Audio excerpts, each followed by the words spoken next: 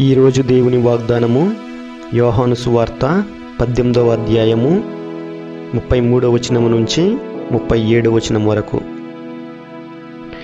పిలాతు మరలా మందిరంలోనికి వెళ్ళి యేసుని పిలిపించి, నీవు యూదుల రాజువా అని అడిగెను. నీవే స్వయముగా ఈ మాట అనుచున్నావా, లేక ఇతరులు నన్ను గురించి నీతో ఇది చెప్పిరా అని యేసు తిరుగు ప్రశ్న వేసెను. అందుకు పిలాతు, నేను యూదుడను అనుకొనుచున్నావా?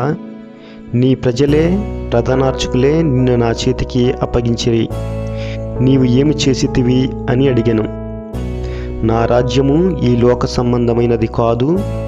నా రాజ్యము ఈ లోకమునకు చెందినదైనచో నేను యూదుల చేతులలో పడకుండా నా అనుచరులు నా పక్షమున పోరాడేవారు. కానీ నా రాజ్యము ఈ లోక సంబంధమైనది కాదు అని యేసు సమాధానమిచ్చెను. అందుకు పిలాతు, అట్లైనా నీవు రాజువా అని అడిగెను. నేను రాజునని నీవే చెప్పుచున్నావు.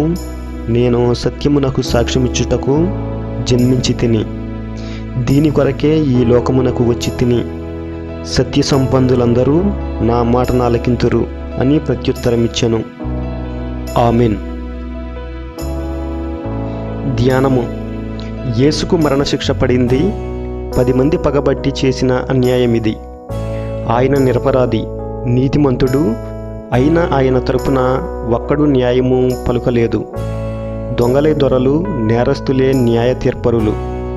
జీవించనున్న వారికి, మృతులకు తీర్పు చేయి నిమిత్తము మేఘారూరుడై మహిమతో రానున్న ఆయనను బలహీనపు స్వభావులు, పాపిష్టి జనులు బంధించి శిక్ష విధించారు. రక్షకుడే శిక్షితుడయ్యాడు.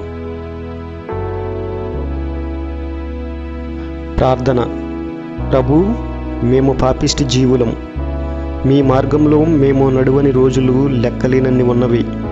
మా జీవితంలో ఎక్కువ శాతం మీ అభిష్టానికి వ్యతిరేకంగానే గడిచింది. కనుక ప్రభు, నీ దయకై 1000 కళ్ళతో ఎదురు చూస్తున్నాము. చేతులు చాచి వేడుకుంటున్నాము. మా మీద జాలి చూపించండి. మాతో మాట్లాడండి. మా కళ్ళు తెరిపించండి. కఠినమైన మనసును మా నుండి తొలగించి దృఢమైన భక్తిని మా యందు కలిగించండి. మీ పటిష్టమైన చట్టాలను మేము ఆచరించినట్లు ఆశీర్వదించండి. ఈ మనవులన్నిటినీ మా నాథుడైన యేసుక్రీస్తు ద్వారా అడిగి వేడుకుంటున్నాము తండ్రి. ఆమేన్. పిత, పుత్ర, పవిత్రాత్మ మహిమ కలుగునుగాక. ఆమేన్. God bless you to all.